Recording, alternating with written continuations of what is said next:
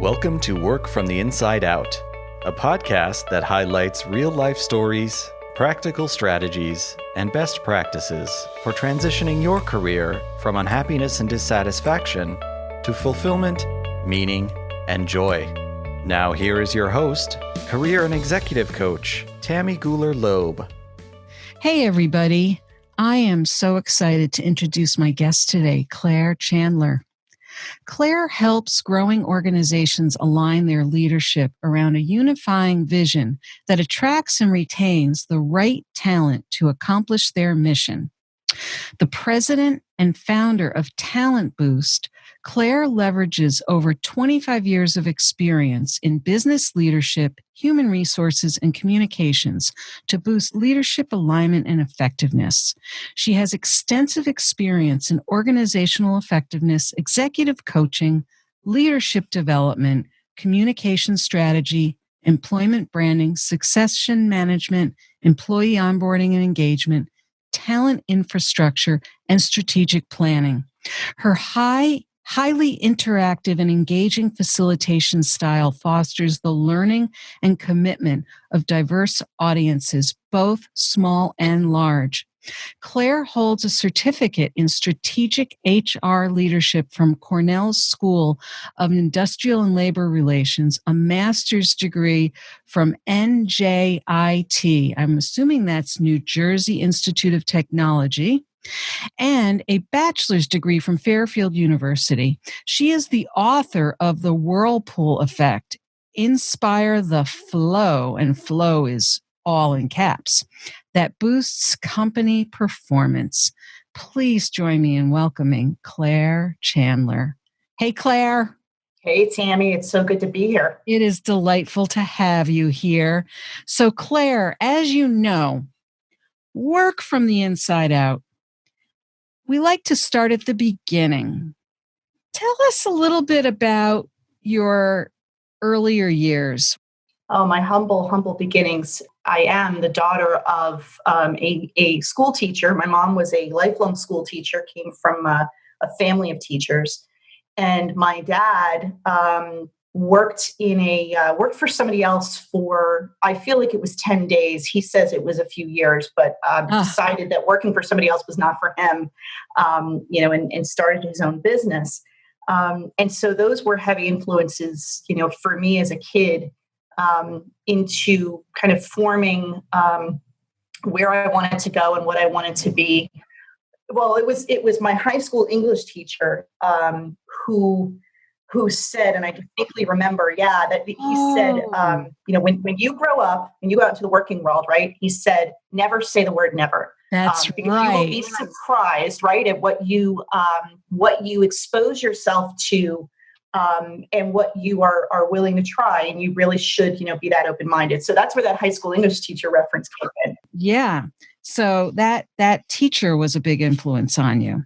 Yeah, he was. Well, it was interesting because, he said this never say never. And obviously it must have resonated because I remembered it. And I thought I had internalized it, but then clearly I violated it, at least on two different fronts. One was when I first graduated college, I swore I would never work in a corporate environment. I mean, I was raised by two parents who didn't work in corporate roles, and it just didn't feel like that was going to be the path for me. And then sure enough, right out of college, what did I do? I joined an environmental services firm in their corporate headquarters. And my entire career was spent in corporate roles, whether it was communications or customer service or, HR. And then the second piece of that, the second time I said never was I had very good friends in human resources. And this is before I went into that department and that function. And I said, I could never work in human resources because it's such a thankless job, right? And you get people who are at their most raw and their most emotional, and you've got to be the bad guy, and you've got to tell people no all the time. And I just don't think I could do it. And of course, then, karma worked against me, and here I was. That's so funny. That's it. That's really funny. So your English teacher was right. Never say never. I'm just curious. I don't want to take us too far off track, but I am curious. There's something else you told me that I thought was really, I don't know, it just touched me as a sweet thing. You said that your dad was a sole proprietor. I'm curious what business he was in. So he was a professional land surveyor. He loved having his own business. He loved sort of, being the captain of his own destiny. Yeah. To the point where he literally whistled on his way to work. That's what I was going to mention, that you told me that. Yeah. Yeah. And so he's just, I kind of think of myself as an eternal optimist, and I get my love of education and my love of teaching and grooming others, I think, from my mom. Yeah. And from my dad. It's this eternal optimism that he always has. Yeah. Wow. You think about how much influence, our parents have on us, either steering us in a direction, or the influence is, I never want to do what they did. Right. Mm-hmm. But either way, it is a strong influence in terms of some of the choices we make. And they are generally, for many of us, our only role models for work. And what a wonderful pair of role models you had. And I had it written down here that you said that my dad literally whistled on his way to work every day. And I thought, wow. I mean, it gave me goosebumps hearing that. Yeah. And it does. I mean, to your point, both of them have been such formative influences, throughout my life. And it's something I haven't actively thought of that much, that my dad always whistled on his way to work, but it has informed, I think, to a great extent, my focus in work, which is this kind of concept of, curing workplace misery, right? Right. Getting people more passionate about their job from the leadership on down. But I do think it's because how many people do you know who are, their equivalent of whistling on their way to their job, that are truly that happy, that enthusiastic about what the day will bring, and not what they have to do, but what they get to do. Yeah. And so, that was such a huge, I think, more subconscious than conscious influence on me. So you started in the environmental services firm, and take us along the journey a little bit. Where did you go from there? Yeah, so I worked for this environmental services company in New Jersey for about 4 years. Mm-hmm. And I didn't know I was going to stay that long. You go out of college, and even then, when I graduated, it was a rare thing anymore to join a company, stay with a company, and retire from a company, right? Right. So I didn't go into that first job thinking this is the company I'm going to spend my entire career. But I remember distinctly the first week I was there, and I was this young, wide-eyed, 22-year-old. And I didn't quite know what the real working world was going to be like, right? I mean, what was the job that you were hired for there?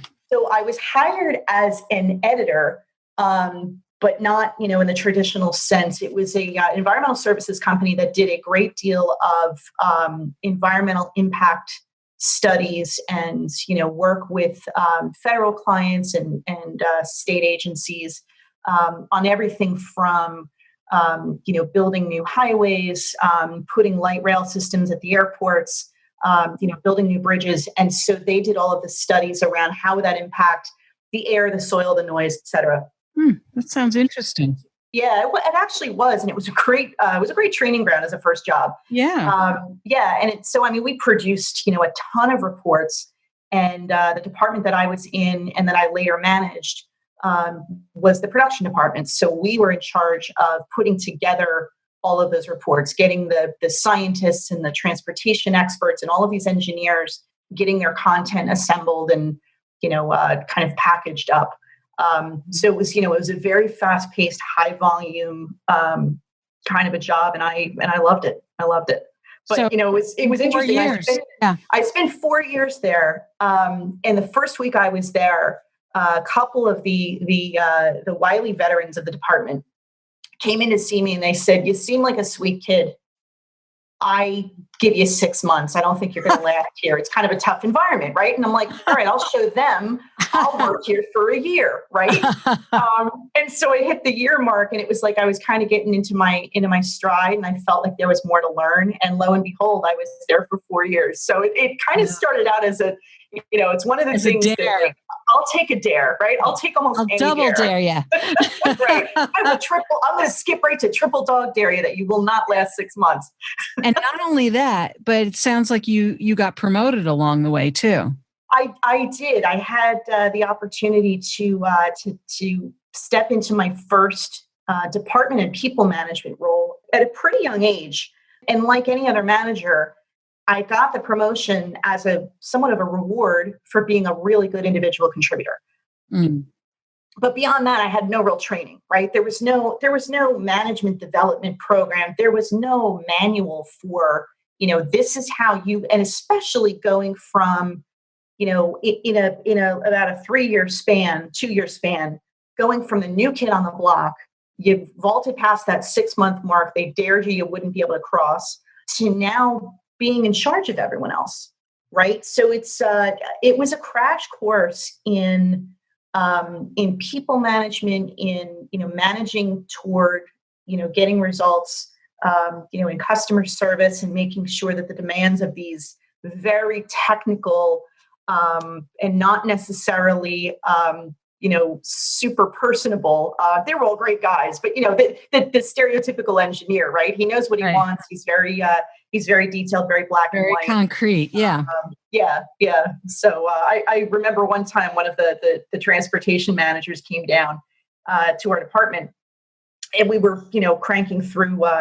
It's one of these things where if you had to do an environmental impact statement, it was multiple volumes. It was several hundred pages per volume, and they of course wanted. Back then there was no digital. You didn't throw stuff on a thumb drive. This was literally, we had to set aside office rooms to make space for the boxes and boxes of reports. And he came down and we're ready to pull an all-nighter to get this thing done. And he comes down, and he's the project manager for this report. And he says, is there anything you can do to make this process go any faster? And it was the first time I really started to embrace my snarkiness. And so I said, this young punk that I said, well, we do have a turbo button on the copier, but we only use it for clients we really like. And so he looked at me for a second or two, and he was like, oh, okay, that was sarcastic, right? I'm like, yes.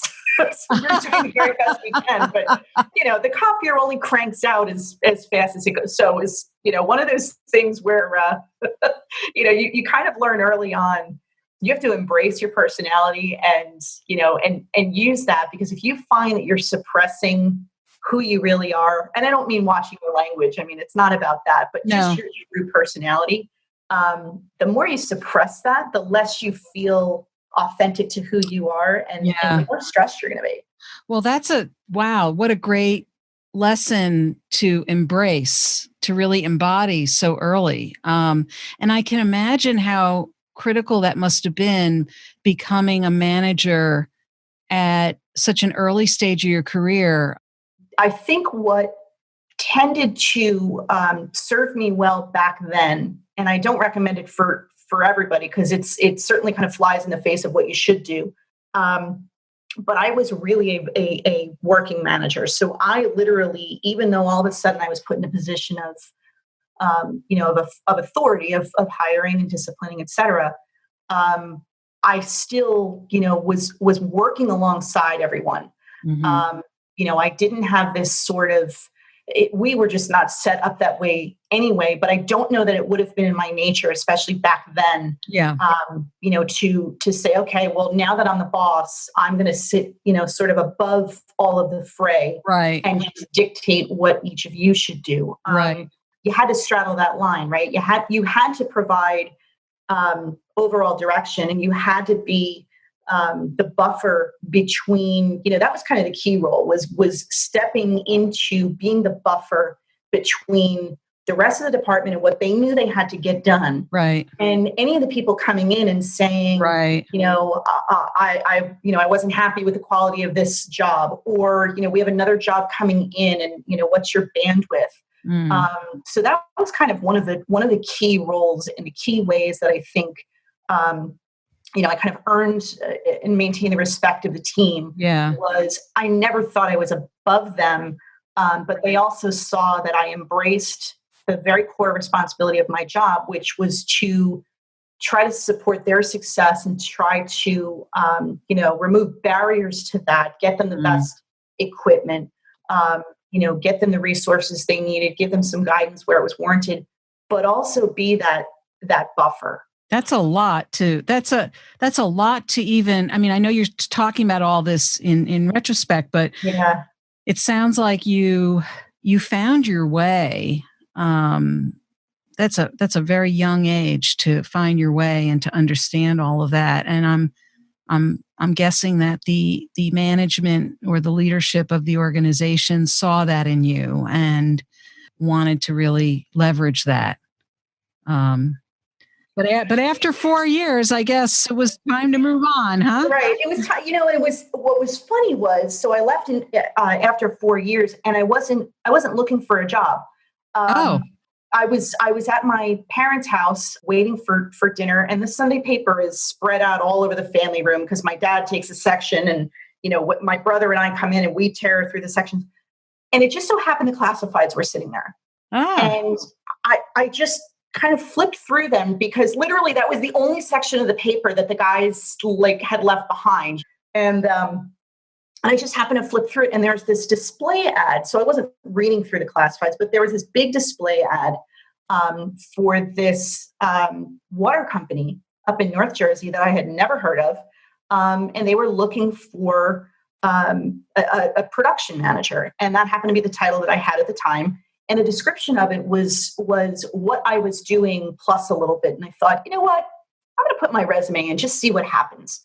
And, long story short, I got the job, and I moved on. And it was funny because, the management of the previous company, they were very good to me. They wanted me to stay. And one of them even said, you're going to be bored there. Like there's just not going to be enough to stretch you. And it was sort of like another dare, right? It was sort of the early or mid 90s equivalent of hold my beer, right? It was, okay, well, we'll see. We'll see if I can, make my mark. Well, I stayed there for close to 15 years. Oh, wow. So it's one of these things, and I never thought of it that way, but just reflecting on it with you, it's like, wow. So basically, if you want me to move up and on and accept a new challenge, you just have to dare me. Apparently, that's what it takes. So, okay. Yeah. Wow. So you found a job in the newspaper. So I did. You beat the odds. You were one of the 10 or 15% who found a job through advertising. Yeah. Yeah. Wow. I mean, this is over 20 years ago now, but I'm thinking even today, I mean, the odds haven't really changed, whether it was jobs advertised in the newspaper versus now it would be online, but it was still, looking through posted advertised job postings. The standard is pretty much about 10 to 20% of jobs that people find that they actually get are through posted ads. The rest of it is all word of mouth.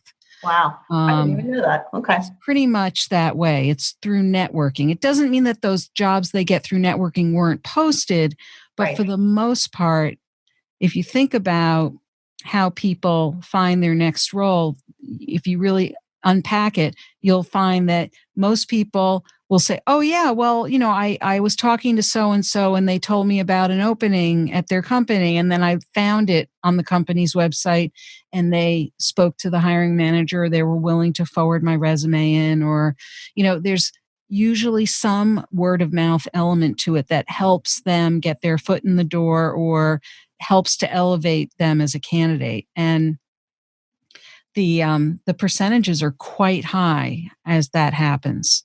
Yeah. In terms of how people get jobs. And this is why I talk ad nauseum about networking. But that's really interesting. So 15 years at this water company. Yeah. Did you find your way into human resources there? Is that where I did? Okay. My never say, yeah. So that was the second never, right? So I joined that company, which back when I applied, it looked like from the outside a water company. It's actually it's a global environmental and energy company. Oh, Owned by it wasn't fully owned by a French company then, but it is now.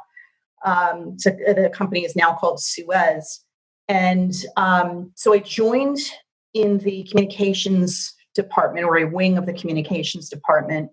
And then I migrated over to the customer service department, really kind of I would say by luck or by happenstance. They were looking for some folks to come over and spend a little bit of time, not in a full-time role, but kind of loan themselves to the department because they were unveiling a new billing system, and they needed to document processes and put together all the training and all that. So it was a cool opportunity to get into some training at the time. And then that evolved into me moving over there did I spend about 3 years? I believe I spent about 3 years in customer service as the head of customer relations, which was great experience. I think Tony Hsieh, who's the CEO of Zappos, has it right. He has every single new hire spend their first 2 weeks, regardless of whatever role they're eventually going into. They're required to spend their first 2 weeks at one of their customer service centers, I believe in Arkansas. And it's such a great model, right? Because, and it was so funny when I went into customer service and I chose to go into customer service, switch to a full-time role. People were like, are you being punished? Like, whose bad side did you get on that you have to go to customer service? And I said, actually, I signed up for it. And I spent 3 years there, and I came through that highly recommending to anyone who would listen that everyone should rotate through in some form or fashion. It is the best way to really understand what a company is in existence to do and who they are, in a position to serve. What are some of their struggles? What are some of their issues? But really to understand the end result of the value chain. It was a great experience. And so one day I got a call from a friend of mine who works in human resources. And she said the head of employee training has just put in his notice, and we thought of you because you've been doing some training in customer service, and you're well regarded and blah blah blah. Would you be interested? And it was funny because this was a few years past me saying to my friends in human resources, and I had a couple really really good friends who worked in there, that I could never do what you do. It's a thankless job and blah blah blah, and it's so hard. And so when she said, we've got this position that opened up, I was extremely intrigued by it. And I accepted without hesitation, primarily because I wasn't really looking at it as, okay, I'm now going to work in HR. It was an opportunity to, on a more full-time basis, work in training and development. Yeah. And that's a really unique part of HR, That's right. Yeah, it's a very unique area. So I could see where that wouldn't feel like that never territory. Right. I always kind of describe it as I snuck in through the side door of HR. Yeah. Yeah. I love that. Yeah. So I just wanted to tap into one quick thing about when you became head of customer relations and people said, what did you do wrong that you had to have that job, Yeah. And you were saying it's the best way to understand a company and understand the end result of the value chain and all that.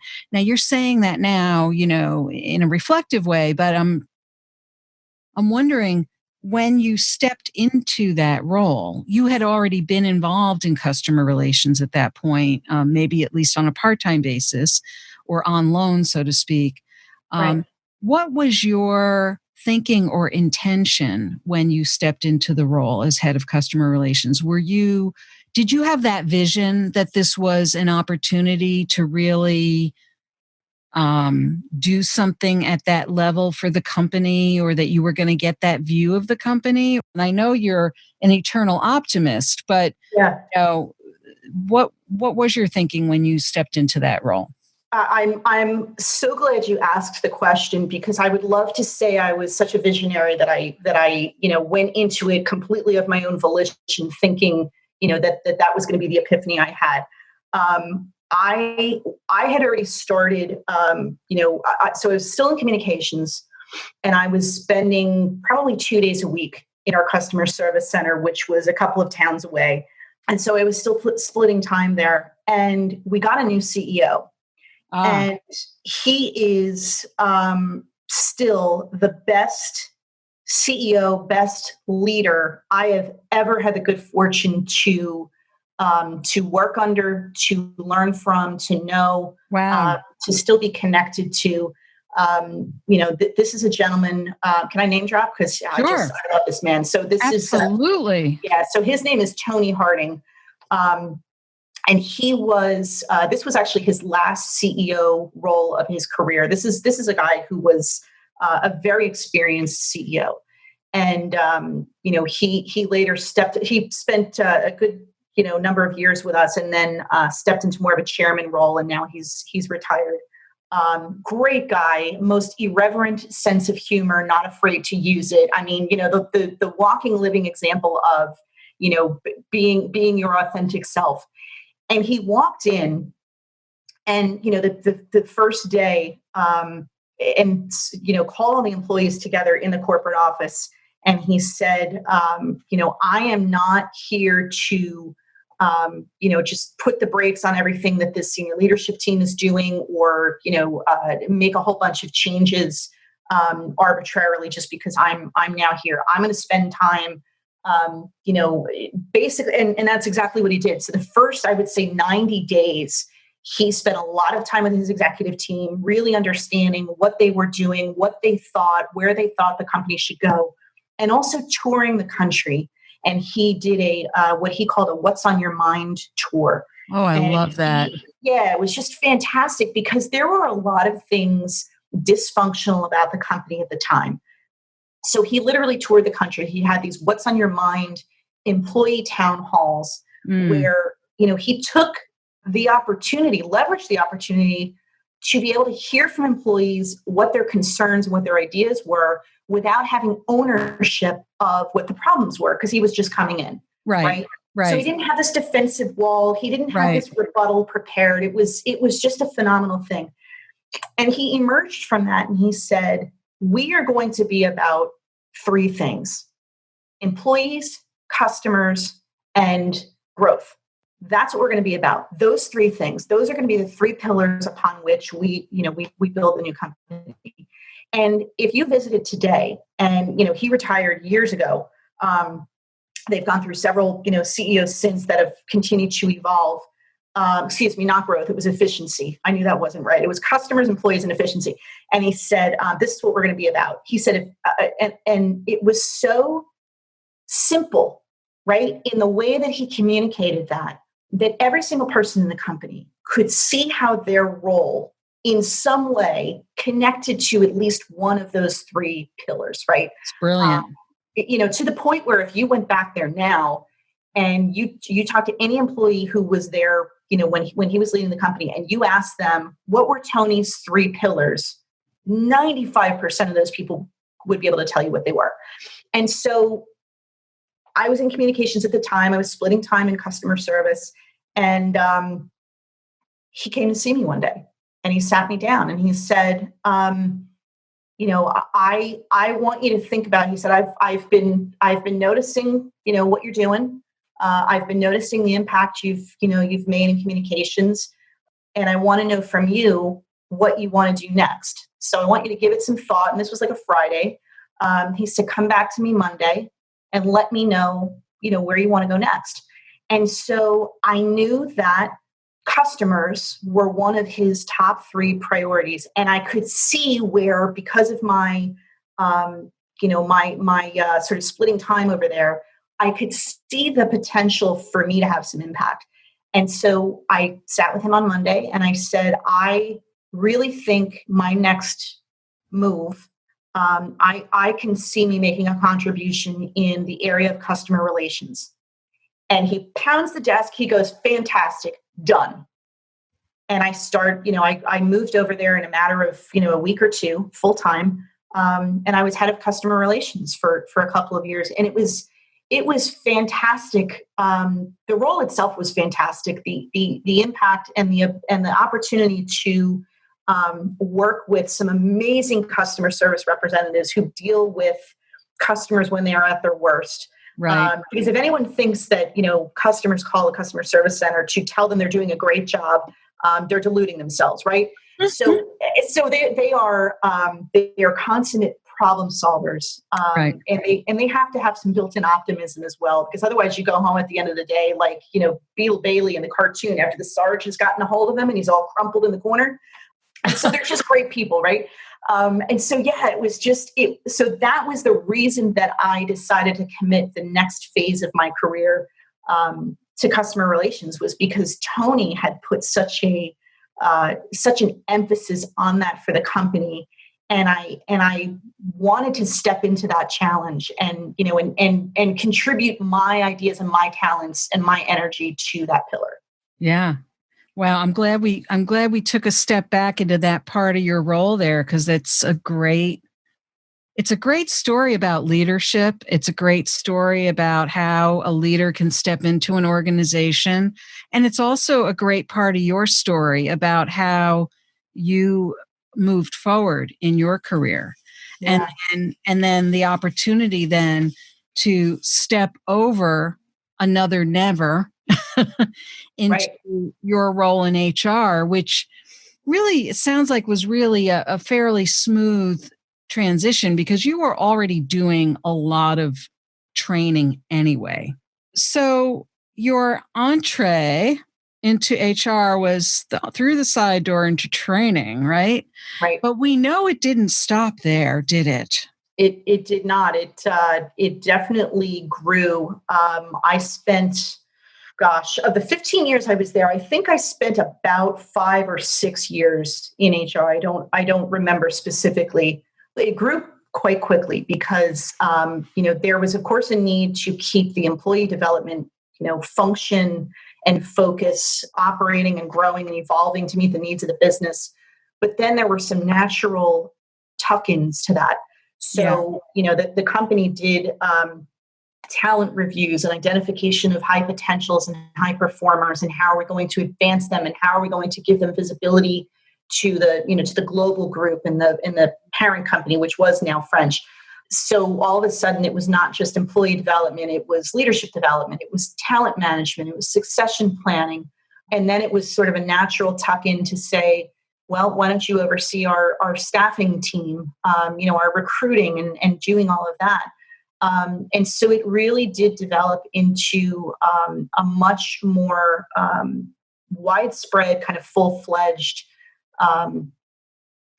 function that looked at almost the entire career life cycle of employees, everything from who we were looking to hire, how we hired them, how we onboarded them, and how we sort of, groomed their careers.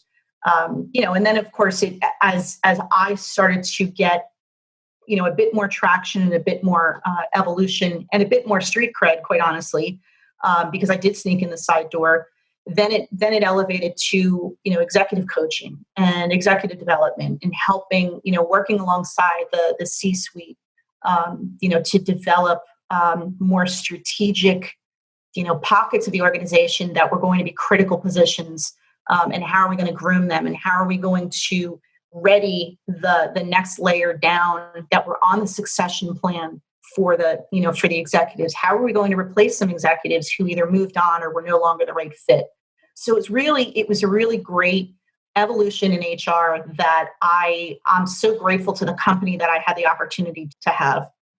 The last year that I was in Suez, I spent as the vice president of human resources for the largest division in the company, which also happened to be the most geographically dispersed.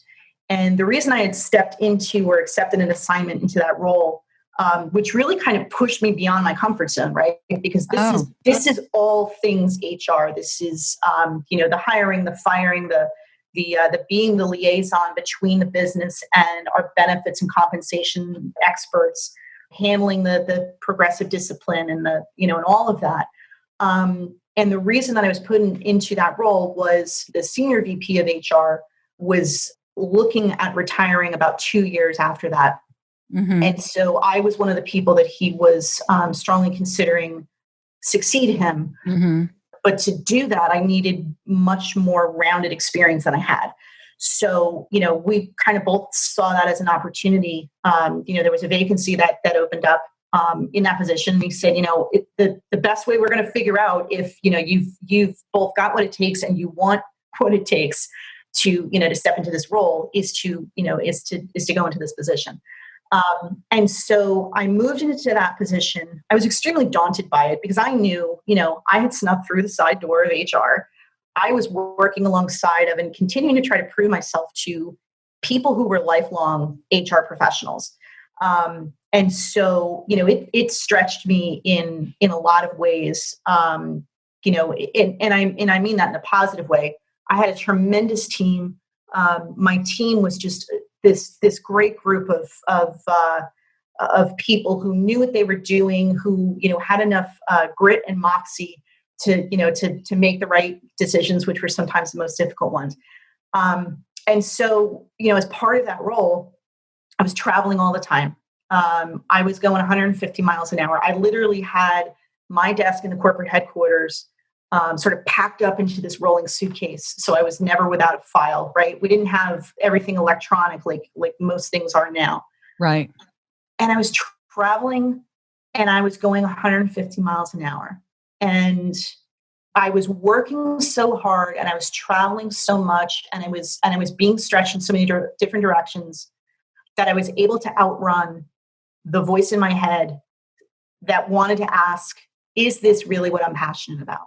Yeah. That was in 2010. I was put into that position. The spring of 2011, I got diagnosed with cancer. And that forced me to go from 150 miles an hour to zero. To literally delegate 100% of my role to my great team, who never missed a beat. They were fantastic and supportive and, hey, whatever you need.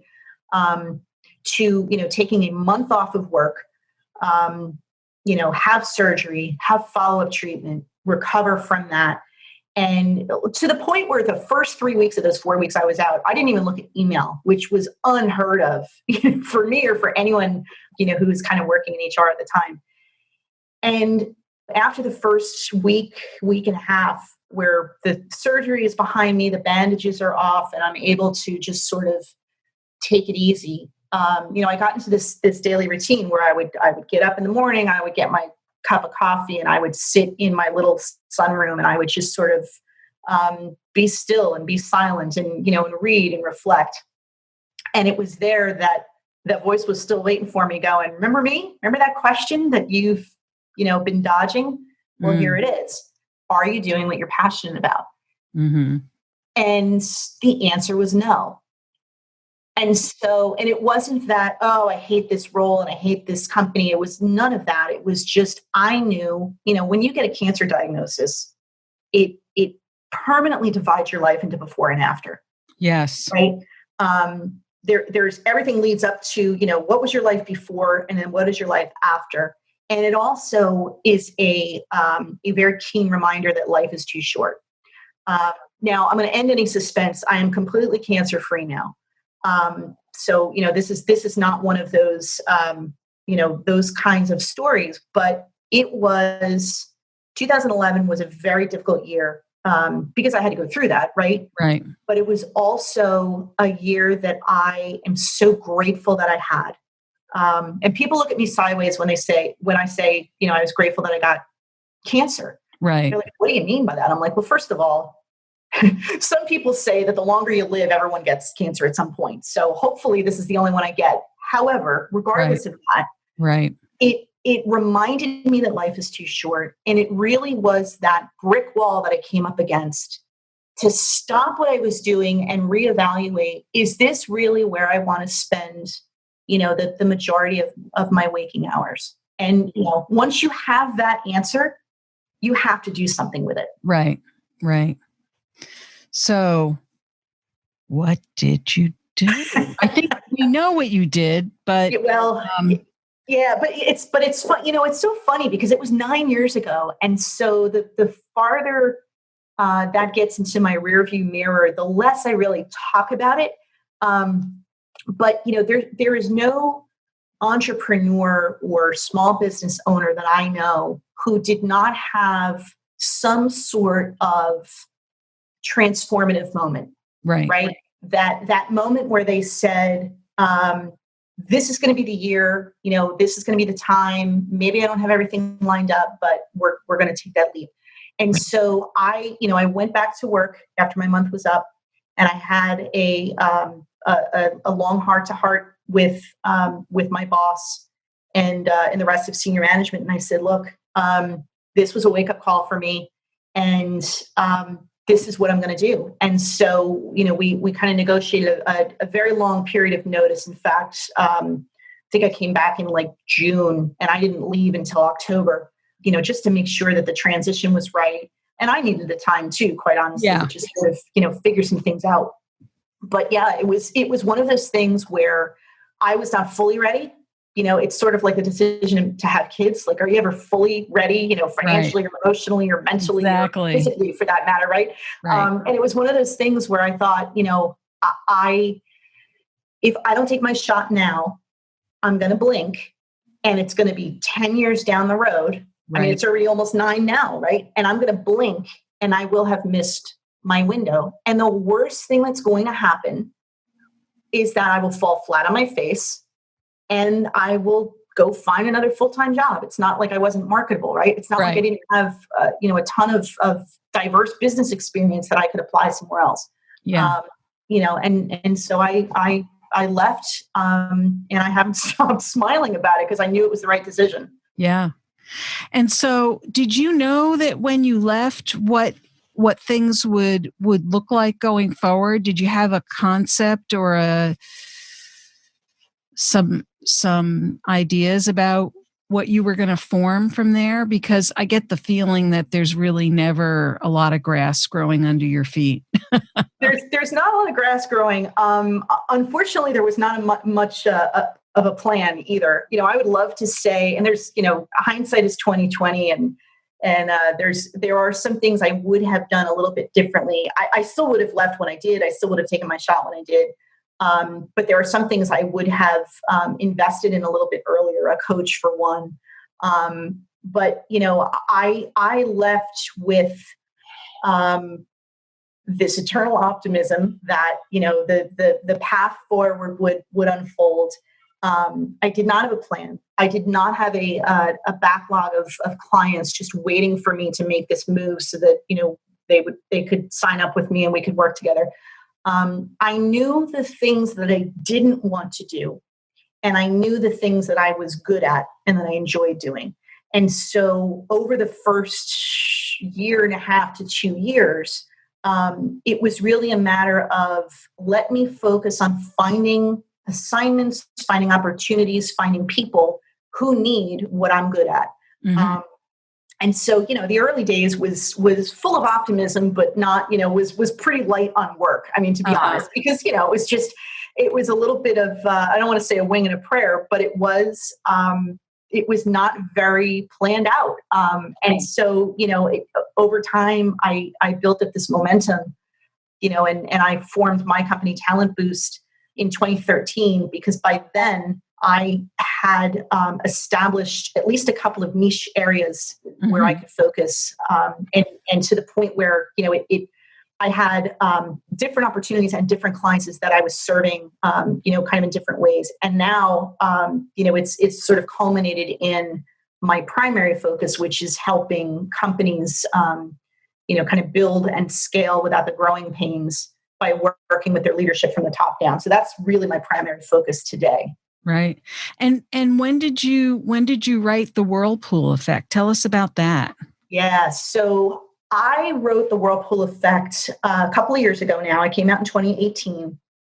And this was, I would say, on the front end of the pivot in my business to what I do now, which is this primary focus on working with, working to better companies and cure workplace misery and, help companies become more sustainably profitable by working with the leaders from the top down. And it started from a bit of an epiphany that I had. Don't all great ideas come from an epiphany, right?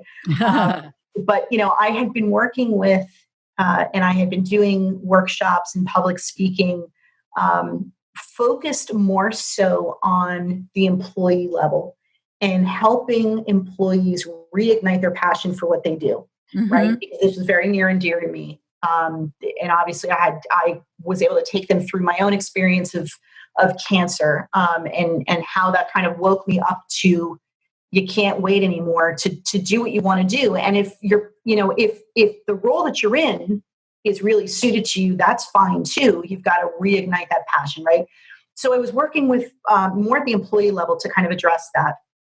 And it was great. And people loved my workshops and they loved, the public speeches and all of that. And they would come up to me at the end and go, I had my light bulb moment just hearing you talk, and I know what it is I want to do. And I'm armed now with kind of I would take them through sort of how to structure a conversation with your boss, with your manager, to say, I'm not looking to leave, and some people would, but I'm not looking to leave, but here's how I would like to evolve my role.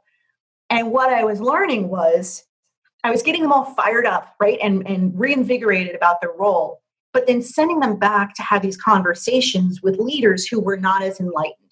And so they were, I had turned up the light, and then it was sort of like, the last 5 minutes of Survivor, where they snuff out the tiki torch, right? And they say, well, that flame's going to have to be extinguished because we're just not set up for you to have, that kind of flexibility or that kind of role.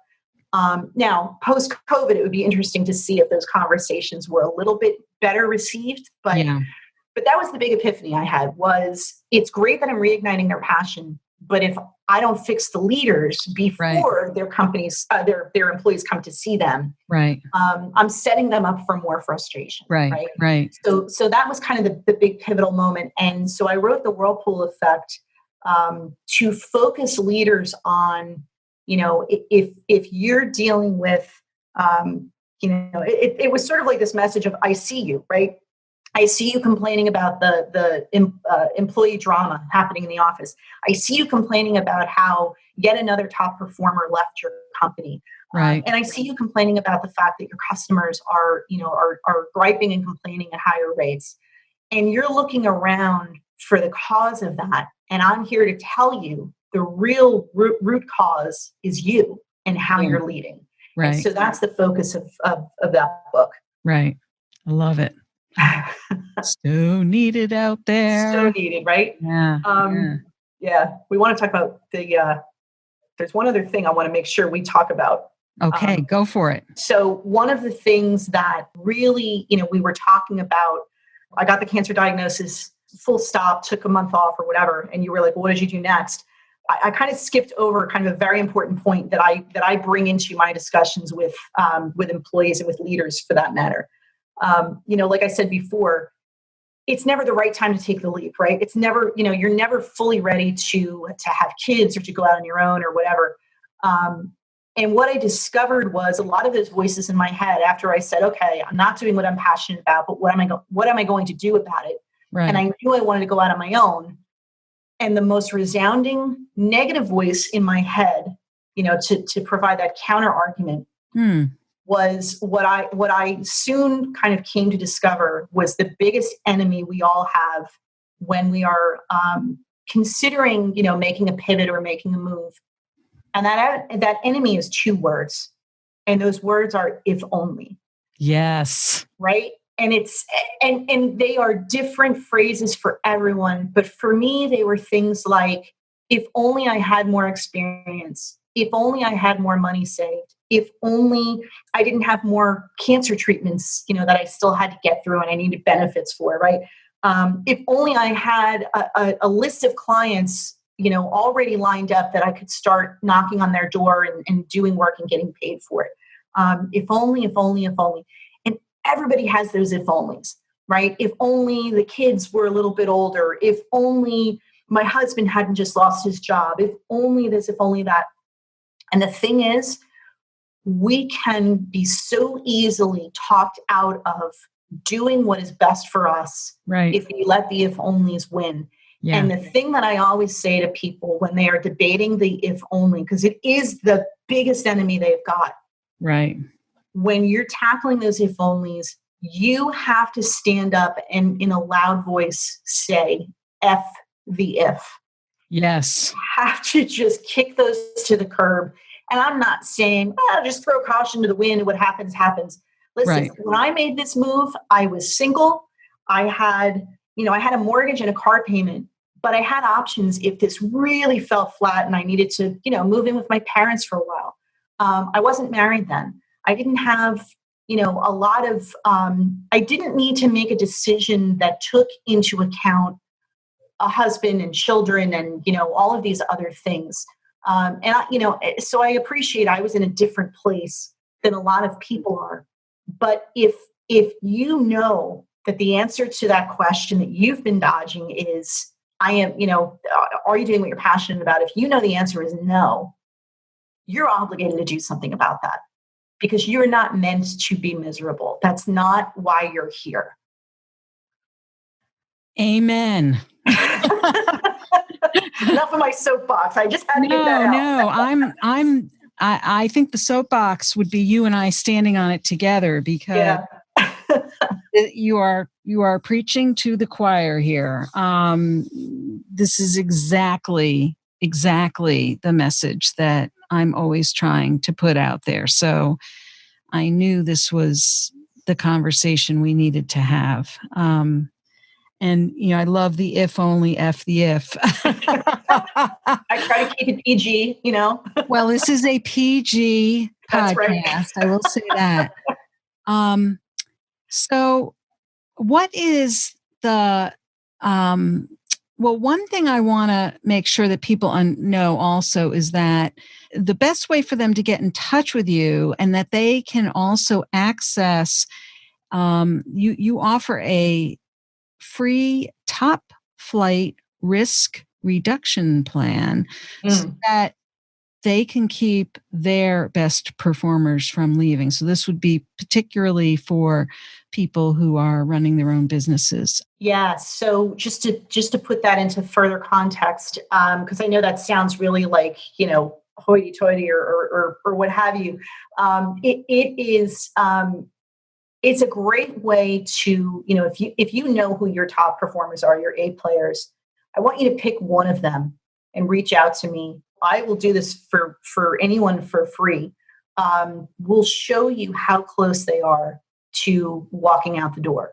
And your best performers don't give you warning signs. They, work right up until the day that they give notice and right up until the day that they leave for good.